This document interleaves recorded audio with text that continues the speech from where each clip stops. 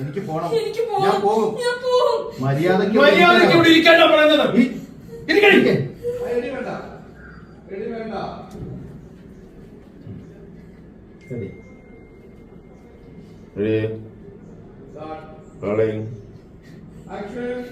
എനിക്ക് പോണം. ഞാൻ പോകും. മര്യാദയ്ക്ക് ഇവിടെ ഇരിക്കാനാ പറയുന്നത്. ഇരിക്കാൻ.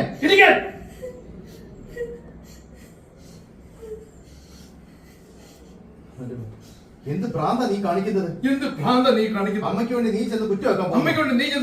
അങ്ങനെ വലിയ ത്യാഗമൊന്നും ത്യാഗം ചെയ്യാറായിട്ടില്ല നീ. സത്യം എന്താണെന്ന് മുത്തച്ഛൻ അറിയില്ലല്ലോ.